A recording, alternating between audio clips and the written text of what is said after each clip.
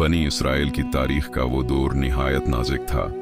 उनका पुराना निज़ाम ये था कि उनमें हमेशा एक बादशाह होता जो मुल्क व कौम के दुनियावी मामलात संभालता, फौज को मुनज़्ज़म करता और दुश्मनों का मुकाबला करता, और एक नबी होता जो शरीयत के अहकाम बताता, लोगों की इस्लाह करता और उन्हें अल्लाह की इताअत की तरफ बुलाता। मुद्दतों से यही दस्तूर चला आ रहा था कि बादशाही हज़रत याकूब अलैहिस्सलाम की औलाद के एक मखसूस ख़ानदान में रहती थी और नबूत दूसरे ख़ानदान में। मगर वक्त के साथ हालात बदल गए। दुश्मन ताकतवर हो गए, बनी इसराइल कमज़ोर पड़ गए। उनके दिलों में दुनिया की मोहब्बत और खौफ आ गया और उनके पास कोई बादशाह न रहा जो उन्हें एक झंडे तले जमा करके दुश्मनों का मुकाबला करता। उसी ज़माने में अल्लाह ताला ने उनमें अपने एक बरगज़ीदा नबी हज़रत शमूएल अलैहिस्सलाम को मबऊस फरमाया। वो निहायत दाना, बरदबार और अल्लाह के अहकाम के सच्चे पैगाम्बर थे। जब कौम पर दुश्मनों के जुल्म बढ़ गए और लोग बेबसी का शिकार हो गए, तो इनके सरदार और माज़ीज़ीन इकट्ठे होकर हज़रत शमूएल अलैहिस्सलाम की खिदमत में हाजिर हुए। उनके चेहरों पर फिक्र और बेचैनी नुमायां थी। उन्होंने अर्ज़ की, ए अल्लाह के नबी, हमारे लिए एक बादशाह मुकर्रर कर दीजिए ताकि हम उसकी क़ियादत में अल्लाह की राह में जिहाद करें और अपने दुश्मनों से अपना हक वापस ले सकें। हज़रत शमूएल अलैहिस्सलाम ने कौम की हालत को देखते हुए तनबिया फरमाई, क्या ऐसा तो नहीं होगा कि अगर तुम पर जिहाद फर्ज कर दिया जाए तो तुम पीछे हट जाओ?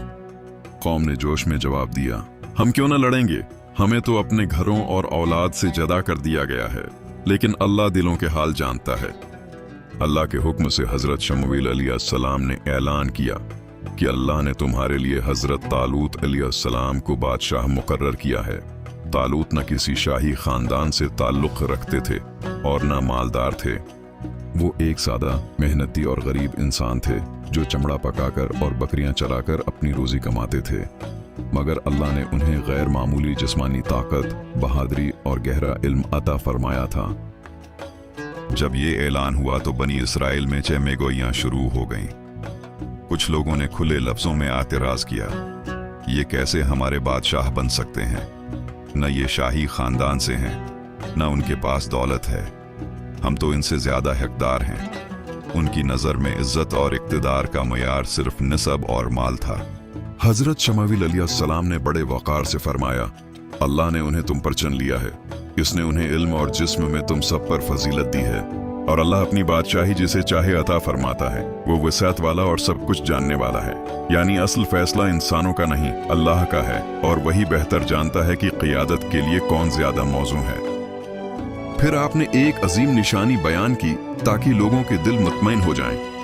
फरमाया, उनकी बादशाही की अलामत ये होगी कि तुम्हारे पास वो मुक़द्दस संदूक, ताबूत वापस आ जाएगा जिसमें तुम्हारे रब की तरफ से दिलों का सुकून है, और इसमें हज़रत मूसा और हज़रत हारून अलैहिस्सलाम के तबरकात मौजूद हैं, और उसे फरिश्ते उठाकर लाएंगे।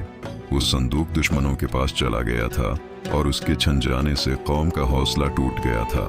चंद ही लम्हों बाद एक हैरान किन मंजर सामने आया। लोगों ने अपनी आंखों से देखा कि फरिश्ते वो मुक़द्दस ताबूत उठाए हुए आ रहे हैं और उसे हज़रत शमूएल अलैहिस्सलाम के सामने रख देते हैं। ये एक खुली निशानी थी, अब इनकार की कोई गुंजाइश न रही। बनी इसराइल के दिलों पर सुकून उतर आया और सबने तालूत की बादशाही तस्लीम कर ली।